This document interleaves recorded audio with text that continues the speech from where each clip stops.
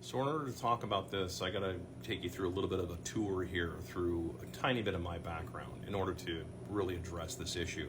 This is actually kind of a problem, and let me clear something up. I'm not anti-technology. I'm not a Luddite. I'm all for the idea of creating better equipment for people to use to make their jobs, a lot safer and be more productive.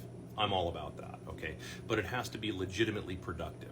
Now, let me explain what I mean by this, because most people don't understand how these things actually work when you put them into practice, right? There's a lot of industries and a lot of pundits know that most people have never done a lot of these jobs that they're talking about automating. They know that most of you have never done them. So they know that you've never driven a semi-truck. They know that you don't work at the ports. They know that they know that most people have never done this stuff, and they probably don't even know anybody who ever has done this kind of stuff for a living, and certainly not to an appreciable level where they are actually truly good at it, right? Because again, we all tend, birds of a feather, right? We all tend to fit in our own little group, right? Well, the internet has changed that a little bit, and I'm going to try and change this a tiny bit. So let's talk about this. When you're talking about automating something, usually what that means is it's not about making a better tool that somebody can use. What they perceive as automation is, it's going to replace a bunch of jobs, and these people are all upset because they're going to replace their jobs. Well, first of all, you should be protective of jobs because you still need to have people actually in the economy. That's a separate topic altogether. But you also have to understand is that usually what happens is that you're just dumping that problem somewhere downstream.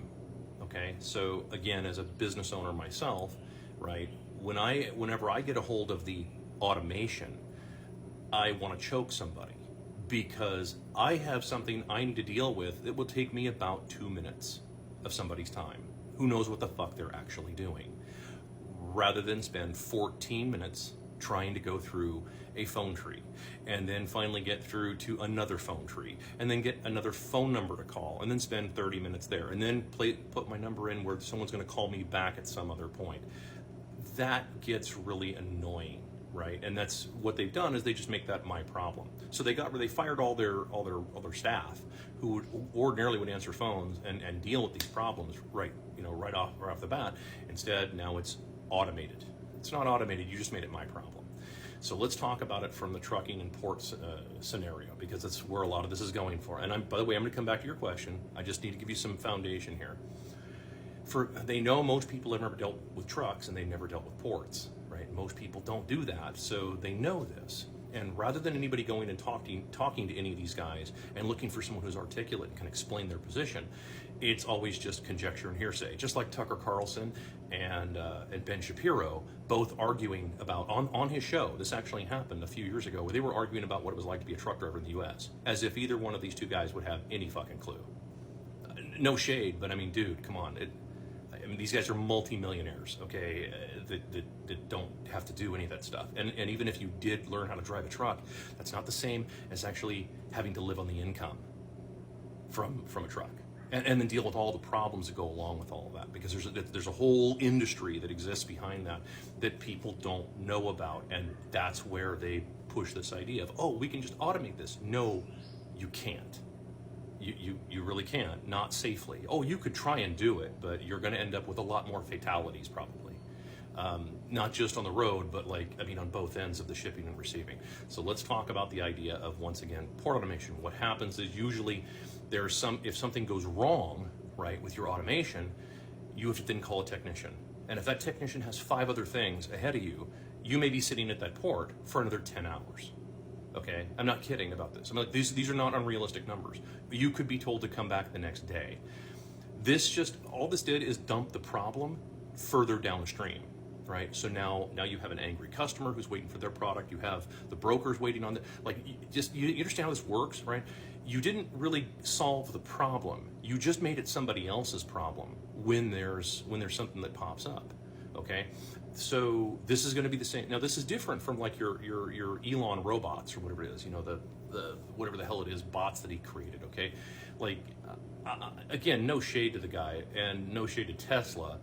Full disclosure, I own nothing of Tesla, but This idea is, if your robot has a problem at your house, you can still go do laundry, right? Like, you didn't forget how to do laundry, right? I mean, if your robot doesn't put socks in the laundry bin and then do your laundry for you, you're not screwed. You're just going to go do it yourself.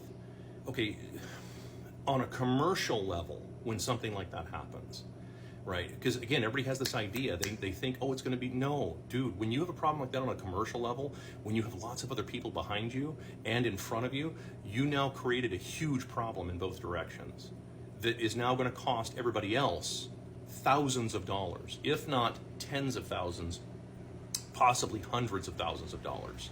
Okay, I mean, just to keep one of those container ships sitting in one place for one day, I don't know what I've heard conflicting numbers, but it's like $250,000 a day to have that thing sit there and do nothing, or something like that. I know it's a lot. I know it's a lot of money to have it just sit there and do nothing. So when you do have problems that are automated related, then it starts costing everybody else money. And so on paper, it's like, oh, look, see, we saved ourselves all this money with all this automation. No, what you did was you made it everybody else's fucking problem. That's what happened. So to your question about the automated, like house servant, I guess is what we're going to call them now, the bot slave or something like that. Okay, again, it's like, it's one thing if your bot decides it can't, for whatever reason, it has some kind of an update and now it can't go get your Amazon package from your front doorstep because you're too busy to go do it yourself. It's one thing if that happens. It's another thing if like now, your bot slave doesn't work and so now you can't get to your job, right? Like your car literally won't start, right? This is the problem, of course, with the automated cars and the automated driving and on and on. Like, these are the problems that go along with all this stuff. And they know most people are addicted to movies, particularly if you spend a lot of time, a disproportionate amount of time on the internet. They know that a lot of people and a lot of influencers, unfortunately, feed into this shit because, of course, that's where they make their money, which is why I don't consider social media a business model and never will. Unless I own a platform, I don't consider it a business model. What happens is they know that people don't know this stuff, and they don't think about it that deeply because they've never had to deal with it on a commercial level. Are you following along? I don't mean you specifically, but I mean if anybody watching this, are you following along?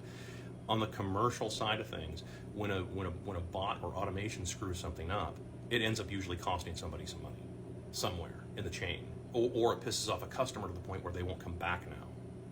Okay, so this is the problem with this kind of stuff. Trust me, real true automation, real true innovation, and actual good tools and so forth. I mean, there was McDonald's used to, back in the day, would spend millions of dollars, millions every year to save like 1 second off of a task, because they understood that, okay, 1 second times how many employees, times how many locations, times how many days in the year, times how many orders on average per day. Like, dude, the bean counters figured that out, that like 1 second can save them $10 to $20 million a year. That's a legitimate savings, but that's not typically something to do with, like, again, where we're trying this idea, we're floating this idea out to people where it's like, oh, we're just going to remove humans altogether, and Americans are going to be able to sit around and do nothing all day long while their robots feed them grapes off the vine, like you're some fucking hedonism bot robot bullshit. Like, dude, are you fucking kidding me? Come on, that is not going to happen. That part's not going to happen because of math, right? I mean, there's only so many minerals on the planet in terms of like being able to actually put all this stuff together. And of course, once again, most people don't know enough to go say, where are all these component parts coming from, and what are the costs of these component parts, and is there actual accurate price discovery, or is it just more trade deficit? And again, they know most people don't know anything about trade deficits and all these other problems, so they're never going to bring it the fuck up. Yeah, that's the problem with all this kind of stuff. So no, do I think that the AI bot is going to do all? I think it's going to be a cute toy, and I think it's going to be, $30,000 that people are going to spend, and it's going to be like every other automated device in their house. Eventually it'll find its way to the fucking sock drawer and sit there and do nothing.